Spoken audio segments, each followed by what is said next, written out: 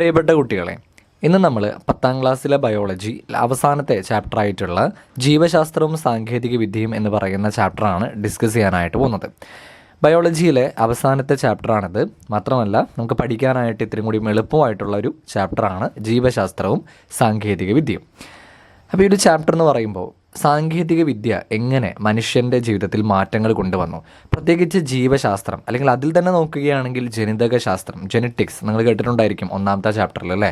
അപ്പോൾ ആ ഒരു ജനിതക ശാസ്ത്രം അല്ലെങ്കിൽ ജെനറ്റിക്സിൽ എന്തെല്ലാം മാറ്റങ്ങൾ സാങ്കേതിക വിദ്യ കൊണ്ടുവന്നു, അത് നമ്മൾ എപ്രകാരമൊക്കെയാണ് പ്രയോജനപ്പെടുത്തുന്നത് എന്നതിനെക്കുറിച്ചൊക്കെ പഠിക്കുന്ന വളരെ ഇൻട്രസ്റ്റിംഗ് ആയിട്ടുള്ള ഒരു ചാപ്റ്ററാണ് ജീവശാസ്ത്രവും സാങ്കേതിക വിദ്യയും. ഈ ഒരു ചാപ്റ്റർ തുടങ്ങുമ്പോൾ തന്നെ ജനിതക വിപ്ലവം എന്ന് പറയുന്ന ഒരു ലേഖനം പാഠപുസ്തകത്തിൽ കൊടുത്തിരിക്കുന്നത് കാണാനായിട്ട് സാധിക്കും. നമുക്കന്ന് വായിക്കാം.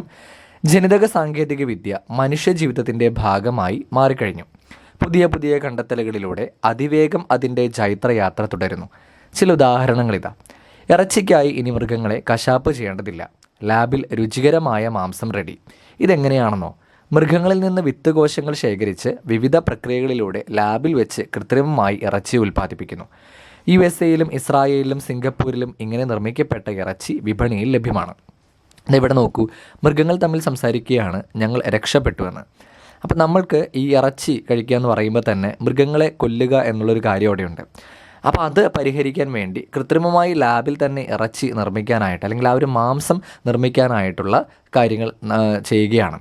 അപ്പോൾ അത് നടപ്പിലാക്കുകയും ചെയ്തു. ഇപ്പോൾ USA, അതേപോലെ തന്നെ ഇസ്രായേൽ, സിംഗപ്പൂർ എന്നിങ്ങനെയുള്ള രാജ്യങ്ങളിൽ ലാബിൽ കൃത്രിമമായിട്ട് ഇറച്ചി ഉൽപ്പാദിപ്പിക്കുന്നുണ്ട്. അപ്പോൾ ഇതിനു വേണ്ടിയിട്ട് മൃഗങ്ങളിൽ നിന്ന് വിത്ത് കോശങ്ങൾ ശേഖരിക്കുകയാണ്. വിത്ത് കോശങ്ങൾ എന്ന് പറഞ്ഞാൽ ഏതൊരു കോശമായി മാറാൻ സാധിക്കുന്ന, രക്തകോശമായിക്കോട്ടെ, പേശീകോശമായിക്കോട്ടെ, നാഡീകോശമായിക്കോട്ടെ, അങ്ങനെ ഏതൊരു കോശമായി മാറാൻ സാധിക്കുന്ന ചില കോശങ്ങൾ എല്ലാവരുടെ ശരീരത്തിലുമുണ്ട്, എല്ലാ ജീവജാലങ്ങളുടെ ശരീരത്തിലുമുണ്ട്.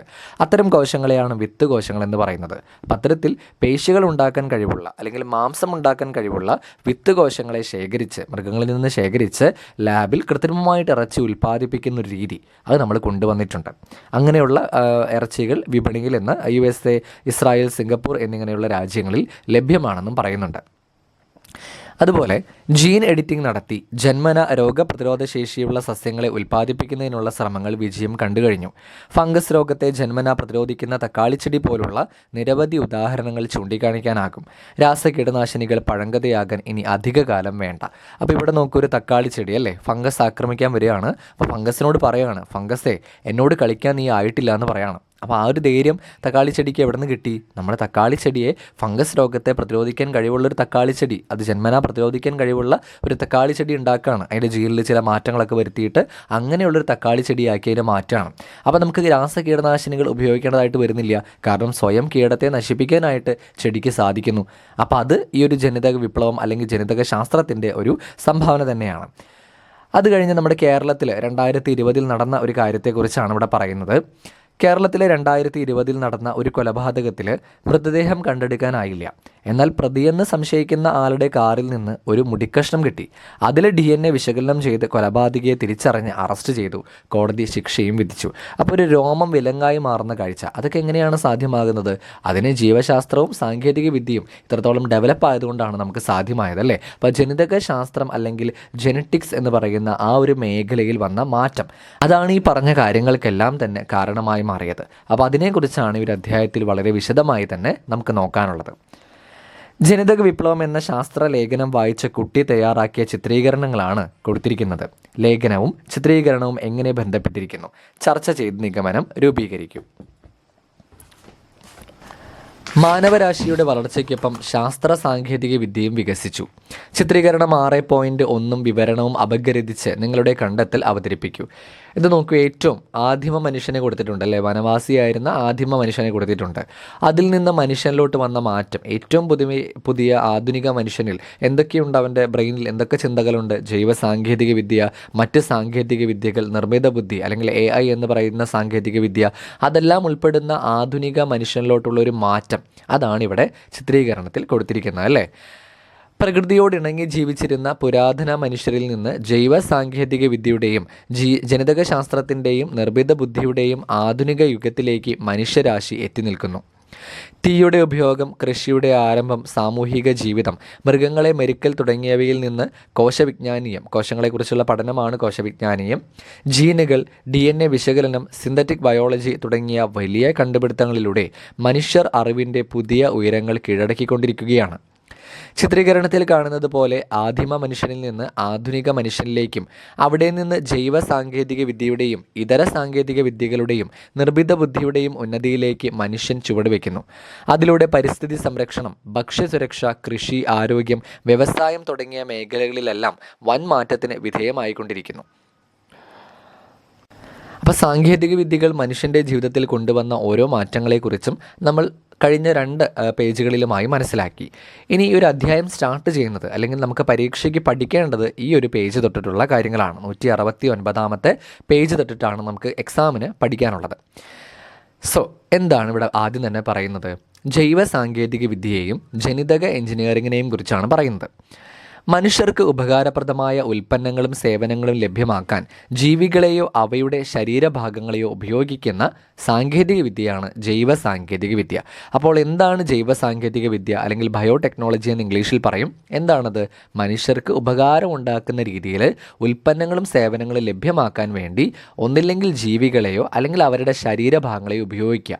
ഈ ഒരു ടെക്നോളജി അല്ലെങ്കിൽ ഈ ഒരു സാങ്കേതിക വിദ്യയാണ് ജൈവ സാങ്കേതിക വിദ്യ അല്ലെങ്കിൽ ബയോടെക്നോളജി എന്ന് പറയുന്നത്. DNA ഘടന കണ്ടെത്തിയതോടെ ജൈവ സാങ്കേതിക വിദ്യയുടെ വളർച്ചയ്ക്ക് വേഗം കൂടി.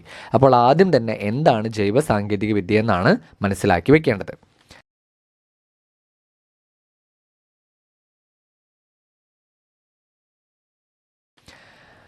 ജീനുകളെ കൂട്ടിച്ചേർത്തോ നീക്കം ചെയ്തോ ജീവികളിൽ അഭിലഷണീയ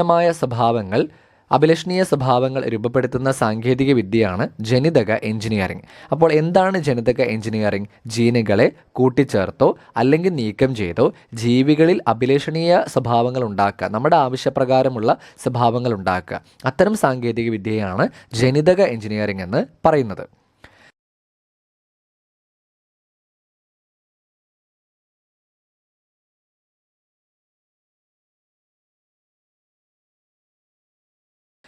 ജനിതകഘടനയിൽ ഇത്തരത്തിലുള്ള മാറ്റങ്ങൾ വരുത്താൻ കഴിയുന്നത് എങ്ങനെയാണ്? ഇതിനായി ജനിതക എഞ്ചിനീയറിംഗിൽ ഉപയോഗിക്കുന്ന ചില സാങ്കേതിക വിദ്യകൾ നമുക്ക് പരിചയപ്പെടാം. Recombinant DNA technology.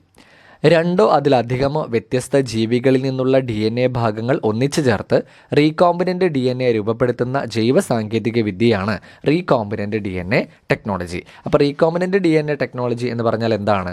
അവിടെ നമ്മൾ 2 അതിലധികമോ വ്യത്യസ്ത ജീവികളിൽ നിന്ന് DNA ഭാഗങ്ങൾ എടുക്കും, അവരെ മുറിച്ചു കഴിഞ്ഞിട്ട് ആ DNA ഭാഗങ്ങളെ ഒന്നിച്ചു ചേർത്ത് ഒരു DNA ഉണ്ടാക്കും. ആ DNAനെയാണ് റീകോമ്പിനൻ്റ് DNA എന്ന് പറയുക.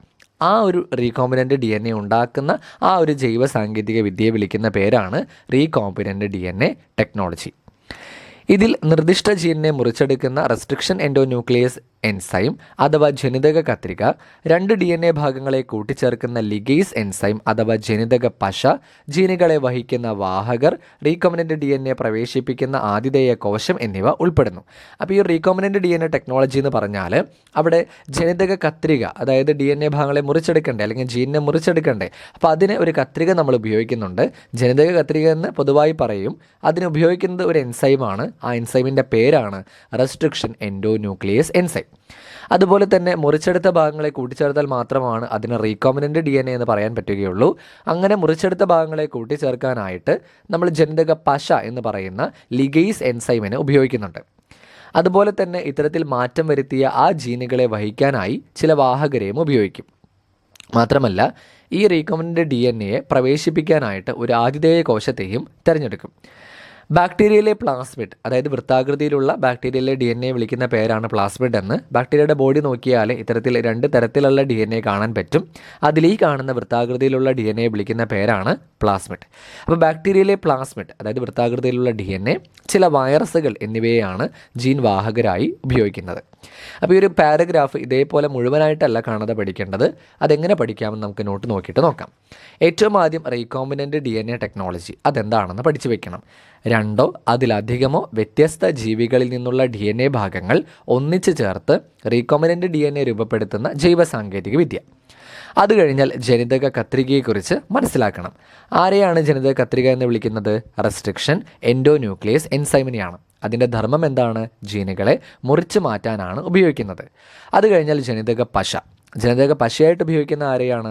ലിഗേസ് എൻസൈമിനെയാണ്. അതിൻ്റെ ധർമ്മം എന്താണ്? DNA ഭാഗങ്ങളെ കൂട്ടിച്ചേർക്കുക എന്നുള്ളതാണ്. അത് കഴിഞ്ഞാൽ വാഹകർ. ഇത്തരത്തിൽ മാറ്റം വരുത്തിയ ജീനുകളെ വഹിക്കുക എന്നുള്ളതാണ് ആരുടെ ജോലി? വാഹകരുടെ ജോലി. ബാക്ടീരിയയിലെ പ്ലാസ്മിഡ്, അതായത് വൃത്താകൃതിയിലുള്ള DNA, ചില വൈറസുകൾ എന്നിവയെയാണ് ജീൻ വാഹകരായി ഉപയോഗിക്കുന്നത്. അത് കഴിഞ്ഞാൽ എന്താണ് ആതിഥേയ കോശമെന്നാണ് മനസ്സിലാക്കേണ്ടത്.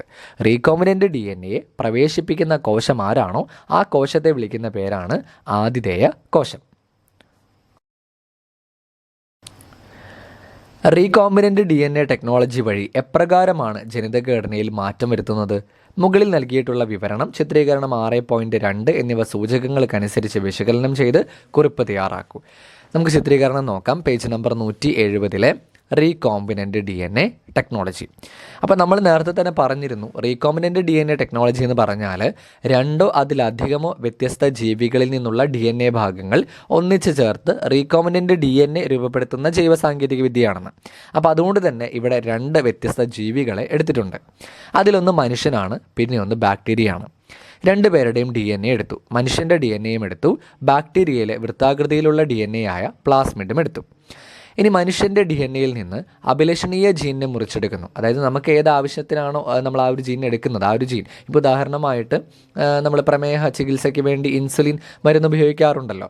അങ്ങനെ ഇൻസുലിനെ ഉൽപ്പാദിപ്പിക്കുന്ന ജീൻ നമ്മുടെ ശരീരത്തിലുണ്ട്. അപ്പോൾ ആ ഒരു ജീനിനെ മുറിച്ചെടുക്കുന്നു വിചാരിക്കുക. അതാണ് അഭിലഷണീയ ജീൻ. നമ്മൾ ആവശ്യത്തിന് ഉപയോഗിക്കുന്ന ആ ഒരു ജീൻ, നമ്മളൊരു പർട്ടിക്കുലർ ഫംഗ്ഷൻ വെച്ചിട്ടുള്ള ജീനെ ആയിരിക്കുമല്ലോ മുറിക്കാൻ ഉദ്ദേശിക്കുന്നത്. അപ്പോൾ ആ ഒരു ജീൻ, അതാണ് അഭിലഷണീയ ജീൻ എന്ന് പറയുന്നത്. അതിനെ നമ്മൾ DNA നിന്ന് മുറിച്ചെടുത്തു. അപ്പോൾ ഇവിടെ ആലോചിക്കണം, ഇവിടെ ഈ ഒരു ജീനിനെ മുറിച്ചെടുക്കാനായിട്ട് നമ്മൾ ഉപയോഗിക്കുന്നത് ആരാണ്? ജനിതക കത്രിക എന്നറിയപ്പെടുന്ന റെസ്ട്രിക്ഷൻ എൻഡോന്യൂക്ലിയസ് എൻസൈമിനെയാണ്. അതുപോലെ തന്നെ ബാക്ടീരിയയിലെ പ്ലാസ്മിഡിനെ നമ്മൾ മുറിക്കുന്നുണ്ട്. അതിൽ നിന്ന് ഒരു ഭാഗം, നിശ്ചിത ഭാഗം നമ്മൾ നീക്കം ചെയ്ത് കളയുകയാണ്. അങ്ങനെ പ്ലാസ്മിഡിൽ നിന്ന് ഈ ഒരു ഭാഗം പോയി. ആ ഒരു ഭാഗത്തേക്ക് നമ്മൾ നേരത്തെ മുറിച്ചെടുത്ത ജീനുണ്ടല്ലോ, അതിനെ കൂട്ടിച്ചേർക്കുകയാണ് ചെയ്യുക. അങ്ങനെ കൂട്ടിച്ചേർക്കാൻ വേണ്ടി ആരെ ഉപയോഗിക്കും? ജനിതക പശ എന്ന പേരിൽ അറിയപ്പെടുന്ന ലിഗേസ് എൻസൈമിനെ ഉപയോഗിക്കും. അങ്ങനെ ലിഗേസ് എൻസൈം ഉപയോഗിച്ചുകൊണ്ട് പ്ലാസ്മിഡിനെയും മനുഷ്യജീനെയും നമ്മൾ കൂട്ടിച്ചേർത്തു. ഇങ്ങനെ കിട്ടിയ ഈ ഒരു DNA വിളിക്കുന്ന പേരാണ് റീകോമ്പിനൻ്റ് DNA. ഇനി ഈ റീകോമ്പിനൻ്റ് DNA പ്ലാസ്മിഡ് അത് വഹിച്ച് എങ്ങോട്ട് കൊണ്ടുപോകുന്നു? ഒരു ആതിഥേയ കോശത്തിലേക്ക്. അത് ബാക്ടീരിയ തന്നെയാണ് എടുത്തിരിക്കുന്നതെന്ന് മനസ്സിലാക്കാൻ സാധിക്കും അല്ലേ? ബാക്ടീരിയയുടെ ബോഡിയാണത്. ഇത് ബാക്ടീരിയയുടെ ശരീരമാണ് അല്ലെങ്കിൽ കോശമാണ്. ആ കോശത്തിലേക്ക്, അതായത് ബാക്ടീരിയയുടെ കോശത്തിലേക്ക് തന്നെയാണ് നമ്മൾ എന്ത് ചെയ്യുന്നത്? പ്രവേശിപ്പിക്കുന്നത്.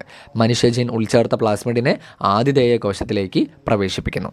അപ്പോൾ ഇപ്പോൾ ബാക്ടീരിയയുടെ ബോഡിയിലോട്ട് ഈ റീകോമ്പിനൻ്റ് DNA എത്തിച്ചേർന്നു. ബാക്ടീരിയയുടെ പ്രത്യേകത എന്ന് പറയുന്നത് അവ ദ്വിവിഭജനത്തിലൂടെയാണ് പ്രത്യുൽപാദനം ചെയ്യുന്നത്. അതായത് വളരെ പെട്ടെന്ന് തന്നെ ഇരട്ടിക്കുന്ന ഒരു സ്വഭാവം. 1 2 ആവുക, 2 4 ആവുക, അങ്ങനെയാണ് ബാക്ടീരിയ പെരുകുന്നത് അല്ലേ, പെറ്റ് പെരുകുന്നത്. അപ്പോൾ അതുകൊണ്ട് തന്നെ ഈ മാറ്റം വരുത്തിയിട്ടുള്ള റീകോമ്പിനൻ്റ് DNA ഉൾപ്പെടുന്ന ബാക്ടീരിയ ദ്വിവിഭജനത്തിലൂടെ ഇരട്ടിക്കുകയും ആ ഉണ്ടാകുന്ന എല്ലാ ബാക്ടീരിയകളിലും തന്നെ ഈ റീകോമ്പിനൻ്റ് DNA ഉൾപ്പെടുന്ന ജീൻ ഉണ്ടാവുകയും ചെയ്യും.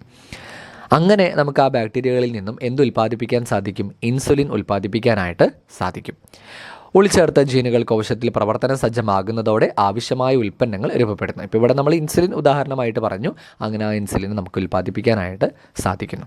അങ്ങനെ പ്രമേഹ ചികിത്സയ്ക്കുള്ള ഇൻസുലിൻ ഉൽപ്പാദിപ്പിക്കുന്നത് ഈ റീകോമ്പിനൻ്റ് DNA ടെക്നോളജി എന്ന് പറയുന്ന ഈ ഒരു സാങ്കേതിക വിദ്യയിലൂടെയാണ്.